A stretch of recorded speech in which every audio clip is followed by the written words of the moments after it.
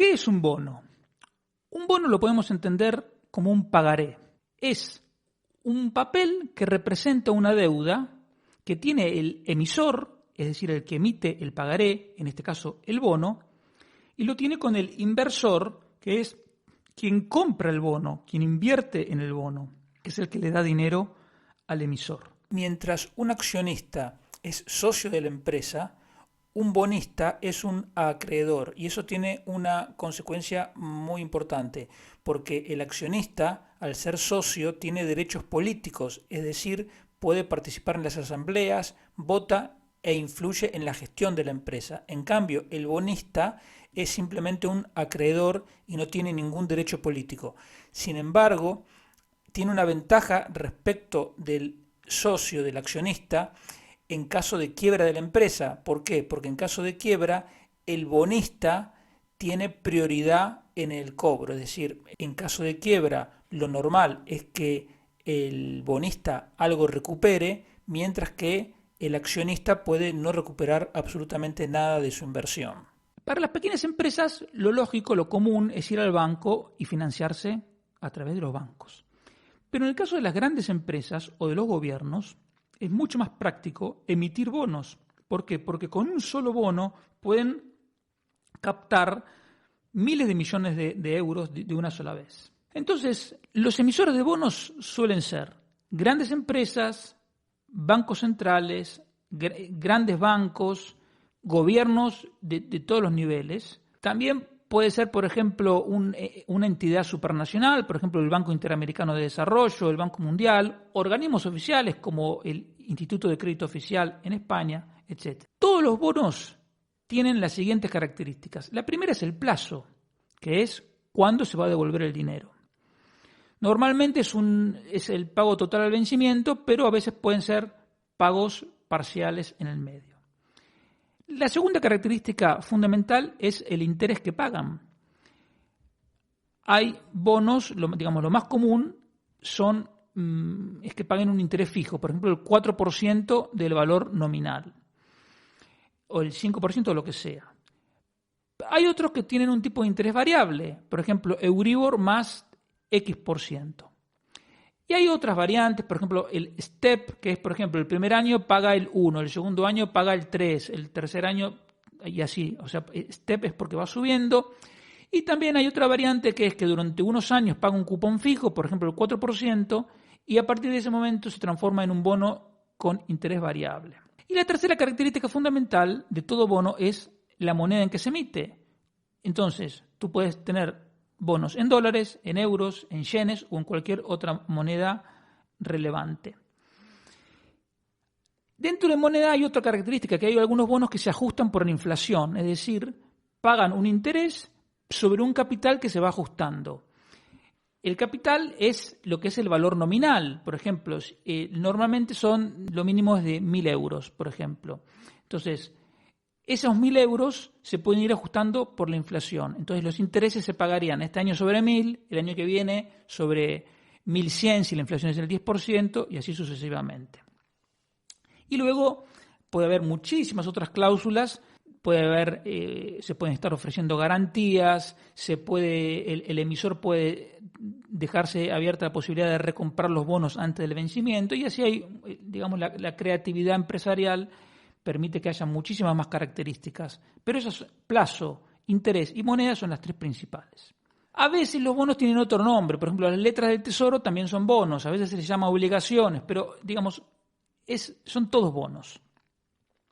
Entonces el bono típico es un bono de 3 a 10 años de plazo con un tipo de interés fijo que se paga semestralmente, es decir, te pagan la mitad de los intereses, por ejemplo, en junio y la otra mitad en diciembre, que no se ajusta por inflación y que paga todo el dinero junto, te devuelven todo el dinero junto el último día, cuando finaliza el plazo. Como inversión, a los bonos se los conoce como renta fija.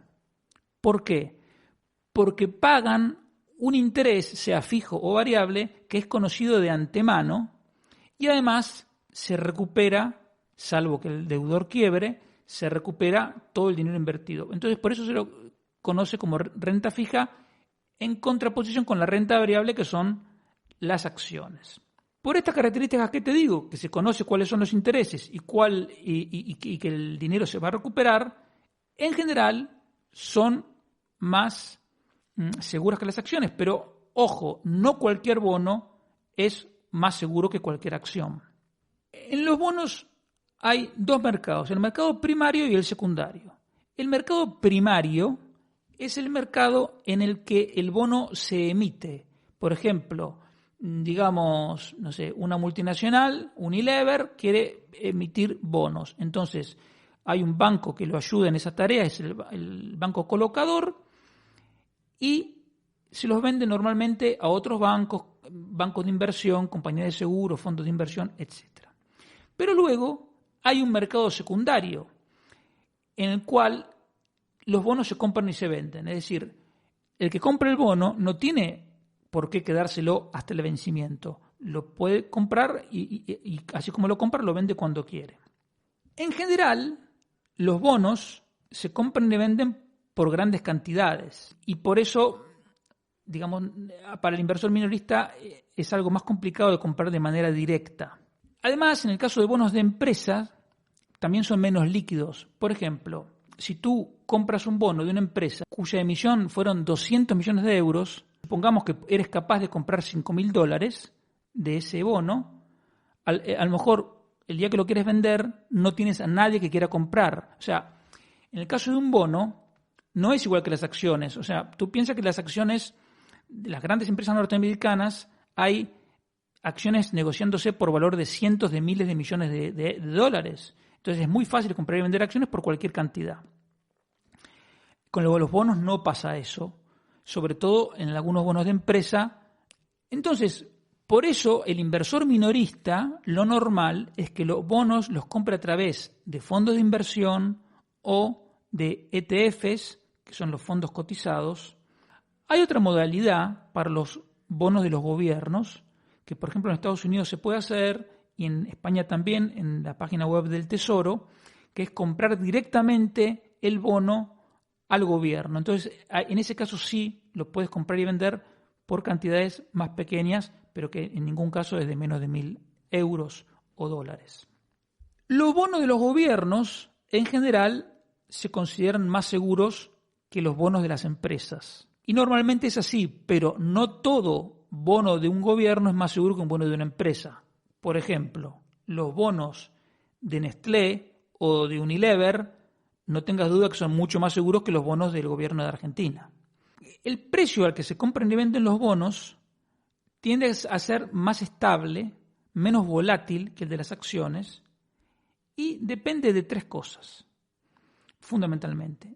De la calidad crediticia, es decir, de la solvencia del deudor, de los tipos de interés y de la inflación.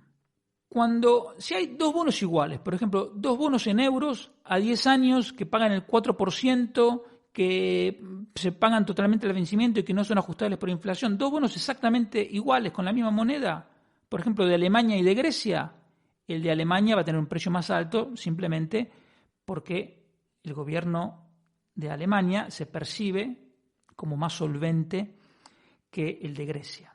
Si esa percepción de solvencia cambia, también cambia el precio, pero eso es difícil que cambie, eso cambia muy lentamente.